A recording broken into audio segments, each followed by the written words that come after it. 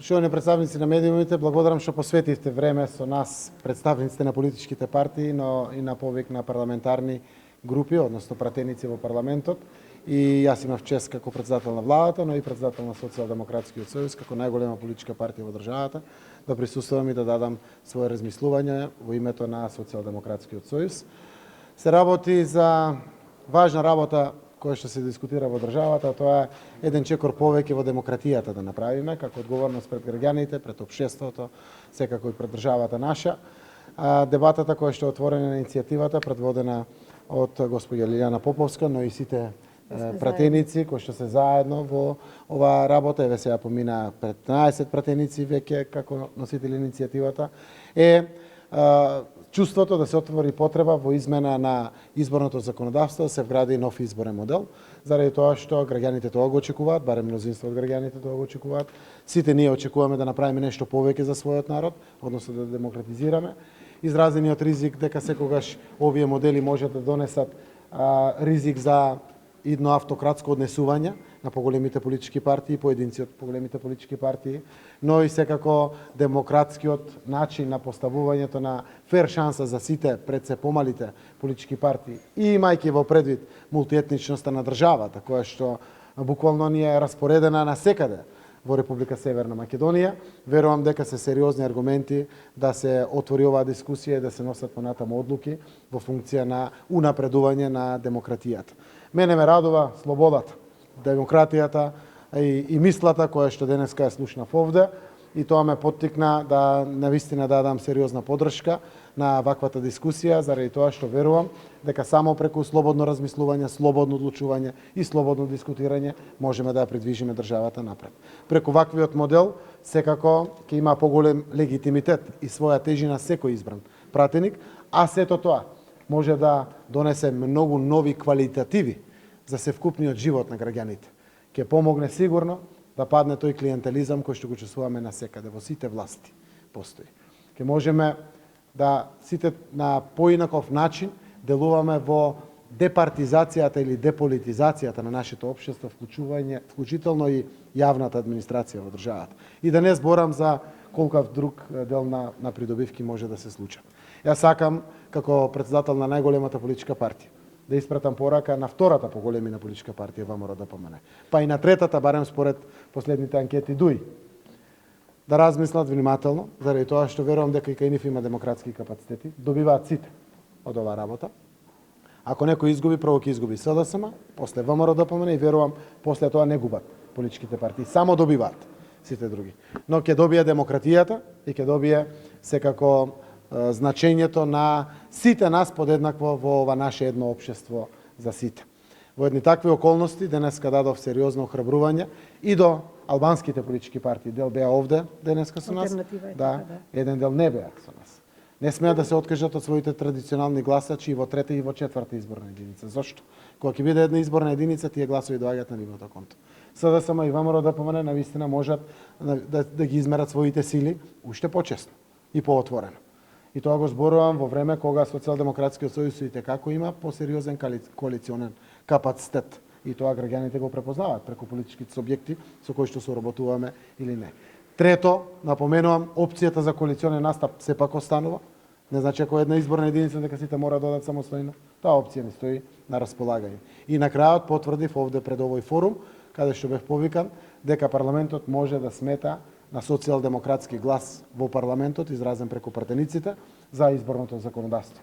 Очекувам консензус, тоа е убаво. Постигнавме консензус за датумот за изборите, можеме да постигнеме консензус и тука.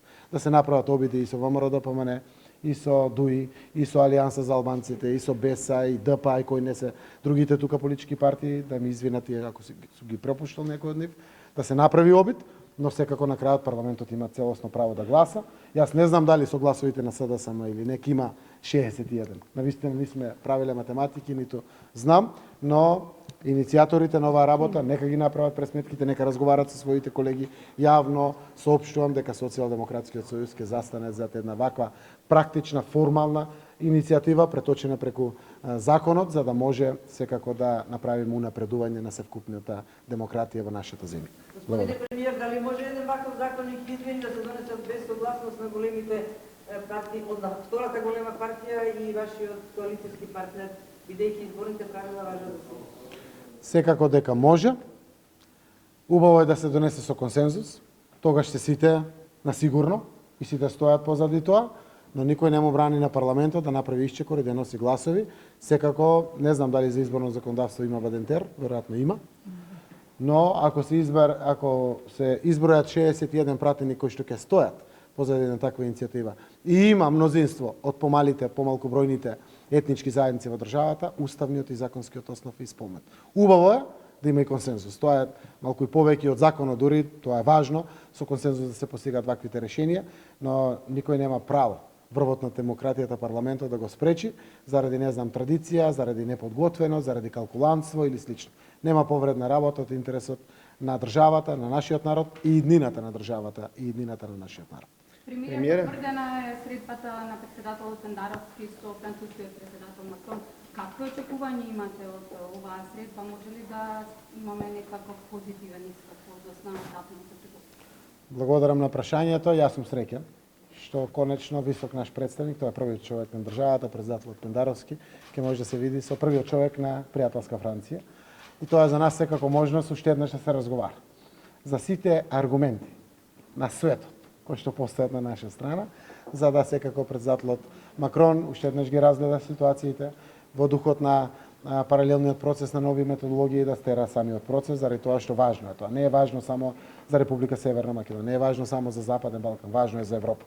Важно е навистина за целиот европски континент, за Европската унија е многу важно и верувам дека ќе биде одлична можност да уште еднаш ги представиме нашите ставови, нашите аргументи во ова прашање.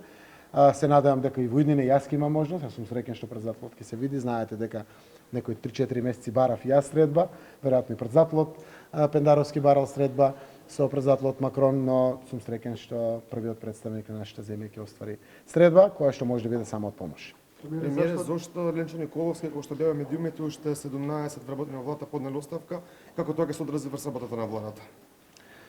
Значи, тоа се моите први соработници, ние продолжуваме да бидеме први соработници. Знаете дека имаме одреден критичен основ, дека се многу советници кај премиерот, иако една третина од Груевски, кој што имаше, се пуштија во делот на својата професија, веќе имаме сосема поинакво општество, да се алоцираат онаму каде што можат да работат и во приватниот сектор, да дават свој придонес на филозофиите на верувањето.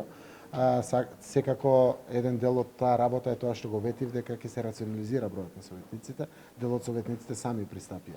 Например, господинот Мерсел Билјали, кој што имал керка за вработување, вели, окей, морам да внимавам, антикорупцијска е сериозна, кој ги испраќа пораките, јас правам чекор за детето. А тука сум и работа.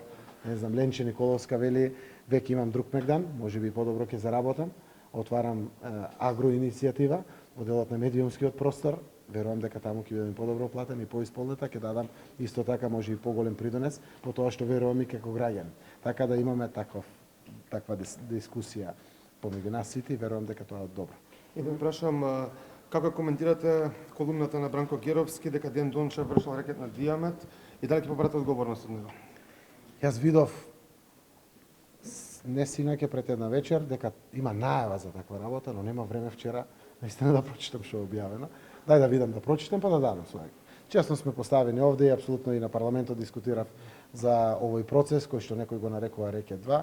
Јас верувам за еден од процесите кој што беше едно од најсумнителните случувања од минатата власт, а тоа е тендерот за дијализите од 2014 година кој што е доделен. Секако ќе ги прочитам коментарите, јас сум секој ден пред вас, ќе дадам своји коментари на она што представува коментар на почитуваниот новинар Бранко Геровски. Премиере, вчера министерот за животна средина не сакаше да одговара на новинарски прашања. Ве молам за ваш коментар за тоа и прашање како тој се обраќа на владините седници, како комуницирате? Бидејќи она што го одговори вчера зборуваше единствено на англиски јазик. Добро, прво со министерот ние зборуваме и англиски, но и македонски јазик. Јас не разбирам албански јазик. Министерот на владините седници најчесто во своите дискусии зборува на албански јазик, но некогаш и неформално се обраќа заради леснотијата на англиски јазик. Секако тоа не е нешто што е работа на самата влада, но заради полесно разбирање ние овозможуваме да полесна експликација има било кој министер на јазикот на кој што верува, кога се обраќа формално, го користи албанскиот јазик. Јас вчера, заради тоа што сензитивноста во општеството, посебно во делот на загадувањето на воздухот е голема и гледам како се поставуваме сите, имав прилика да ги изгледам од вас медиумите објавените материјали, точно како тоа се случило, и мојот заклучок е дека прво министерот одговара на едно прашање и вели: ве молам заради почит према европска делегација, каде што оди на состанок, кога ќе се вратам ќе дадам одговор на прашањата. Денеска прашав, ми кажа дека дал одговор на сите вакви прашања. Човекот дојде да работи, да служи на државата од Виена, од Австрија, го поканивме на вистина со своите конекции, пријателство, искуство да помогне во самата влада, но јас верувам дека тој секогаш има искрена намера, како и сите ние, да бидеме транспарентни, да дадеме одговори на прашањата. Тој ќе ги даде секако своите коментари на ваквите прашања. Јас само апелирам до сите да бидеме транспарентни, отворени, до вас новинарите, каде и да не видите, вие барате да информирате граѓаните, да споделите информации со граѓаните, и тоа го разбираме, но понекогаш ќе ве гледате дека сме силно критикувани ако доцнеме на состанок. Меѓународна организација, Европска унија или било која некани, сакаме навремено да стигаме. Кога има време за тоа, вие стоите пред мене, јас давам изјава, кога нема, јас сум ве замолил, ве молам, почекајте, после ќе дадам изјава, така да верувам дека соработката треба да продолжи помеѓу вас новинарите и министерот за животна средина и просторно планирање. Сите се изјаснивте за поголема демократизација на партиите и политичката сцена, но најдемократскиот елемент, отворените листи, сакате да го одложите за локални избори или наредни парламентарни. Дали постои конкретна пречка зашто не би можело да се спроведат на овие избори, или па постои стравот да не се губат послушните во политичките партии или лидерите на помалите партии кои можат да губат од еден обичен член во листа? Не, се работи за практична возможна или невозможна работа во делот на нашите обиди за демократизација. Кога ги вагате работите, веројатно се извага, барем ние во СДСМ, вака извагавме дека една изборна единица е посериозен исчекор отколку самите отворени листи, а двете заедно тешко може да се спроведат, односно ќе донесат нова неправда. Што значи една изборна единица и отворени листи? Тоа значи листа од 120 кандидати за пратеници, кои што треба внатре од 120 граѓаните да го пронајдат. Тоа е чаршаф, буквално, на кој што треба да најдат луѓето каде е нивниот вистински кандидат. Тоа наеднаш ако се направи е проблематично. Вториот дел на проблемот е веројатно акумулацијата на гласови ќе дојде кај кандидатите од поголемите средини. Тогаш Скопје, Струмица, Куманово, Тетово, Битола ќе ги имат преку 95% од пратениците. А нема да имат можност и помалите рурални средини, па и помалите градови да го истакнат својот кандидат. Прагматизмот е во прашање. Но отворените листи, јас барем овде денеска дискутирав, е убава можност прв пат да бидат на локалните избори. Локални избори имаме 2021 година, ако не се лажам. Можеме тука да го видиме и позитивниот и негативниот аспект, и затоа, знаејќи дека двата модели заедно не одат, треба да избереме еден.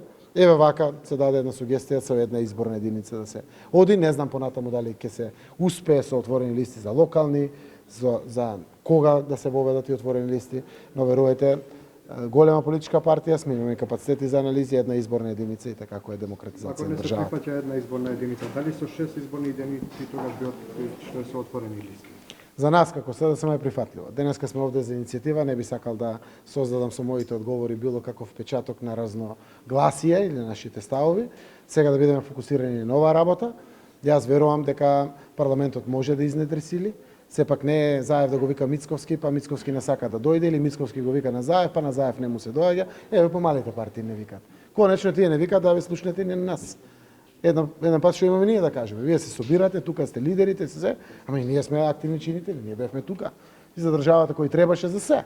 За се, дали е за социјалните закони, за сиромашните, дали е за здравството, дали за било што во државата. Така да јас верувам, со сето наше однесување покажуваме колку имаме демократски капацитет и зрелост, мораме да слушаме. Тие се исто така представници на нашиот народ сака да има разноликост во своите определби, наша должност е тоа да го возможиме и верувам дека на тој начин ќе бидеме од најголема помош на државата. И благодарам.